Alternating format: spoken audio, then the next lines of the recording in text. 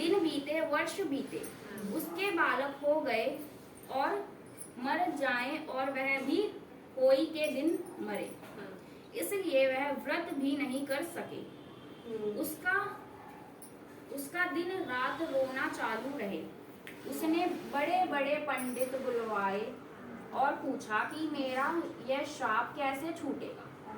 तब पंडितों ने बताया कि तू सुररी गौ की सेवा किया कर। स्याऊ उसकी बहन है। जब सुररी खुश होगी तो वह अपनी बहन से कहकर तुम्हारी कोख छुड़वा देगी। पंडितों की बात मानकर वह दूसरे दिन से ही सुररी गाय की सेवा करने लगी। बहुत दिन बीत गए। सुररी गाय ने पूछा कि तुझे मेरी सेवा करते हुए बहुत दिन हो गए, तू क्या चाहती है?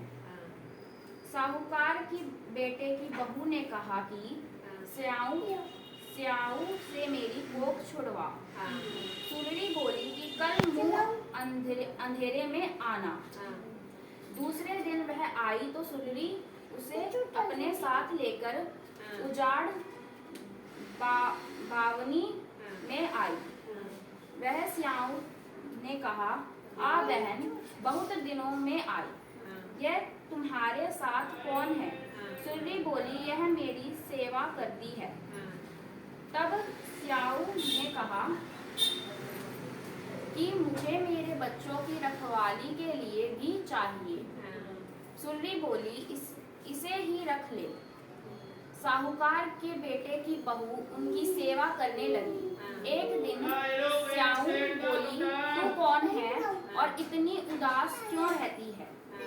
साहूकार की बेटे की बहू आंखों में आंसू ले आई और बोली, कोई बात नहीं। तब स्याऊ बोली, अभी बात मैं तेरे संकट दूर करूंगी। साहूकार की बेटे की बहू ने कहा, वचन दे। स्याऊ ने वचन दिया तो उसने सारी बात कह दी। स्याऊ ने कहा, तूने मुझे ठग लिया, पर कोई बात नहीं, सेवा बंदगी से सब कुछ हो सकता है। आज के बाद तेरी संतान नहीं मरेगी तथा पिछले 7 बेटे भी अपने बहुओं के साथ घर आ जाएंगे। यह आशीर्वाद तथा बहुत सा धन देकर विदा किया। मेरी हिंदी इतनी भी खराब नहीं है ना, विदा करती ना वो यार वैसी नहीं लगती। आगे भी तो